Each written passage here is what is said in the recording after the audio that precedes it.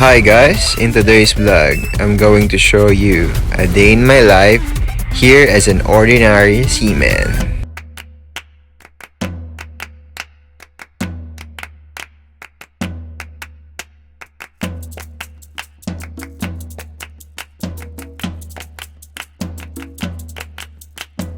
So before ko muadtog duty, I usually get some fresh air outside. And then, adto na dayon sa ship's office where usually diri discuss ang job order for the day.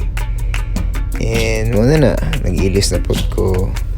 Lain na pud nga adlaw ang buhaton karong adlaw. Ang amo ding job order karon kay magtiltil og taya. So, kailangan siya na ay goggles or eyeglass para iwas usod ang foreign body size. Charot English. Di ay currently on board ko sa Sakalag bulk carrier. Muna ni dire naabot na ako sa Buson store na dire mga equipments necessary para sa tilog taya. Mo din ang chipping hammer, bull hammer, ug kapras guys. Bali manumatic lang sa karon kay ang makina naghinangol na silang aire. Aw charot lang. Labot ako nang sila ayo guys. So mo ni nang tiltil na og taya dire sa forward or prowa sa barko. So ilhalin mo siya nga taya siya, sample ka nang nag-umbok siya, gaburot siya. So dukdukon na nimo siya kay once madukdok na nimo, satisfying kayo kay mong gawas ang mga taya, mga flakes niya ba. Puhol ma-feelan na ninyo puhol kung may mga aspiring mga seaman diha. Muna ning piltil na ako dire sa may yang fairlead roller mo na siya. Grabe taya.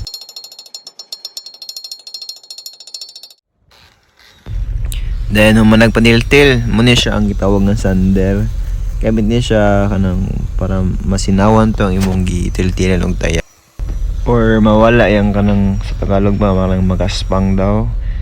Yeah, kanang sakto lang ko dahil palabi og sinaw kay palabi og sinaw, mas slide na pud ang langaw na. Unya usually pod kung isa toy nangatok ana, siya na po yung sander para di niya makalimtan kay parang sa malintan man kung lahi ang mag-sander niya lahi ng atok yung moto sander na po dire sa railings guys diha sa mga na tiltilan og taya. Grabe doble ka kapoy dire dapita guys kay ang init sa Brazil, grabe alas 3 plus ga water discipline pa may dire sa Brazil kay dugay kay ang karahi, dugay kay mong dikit impas. So, human na guys, og sander. So, apply na ta og primer. Bali mo na siyang first coating. Muna siyang buhaton. Nya ugma na pod, second coating na pod. Ang purpose sa primer guys, para di na mabalik ang imong ex. Ang taya di na mabalik sa ining ugma. So, mo din ni ang among finished product karon mo ni mong agi sa karon nga adlaw.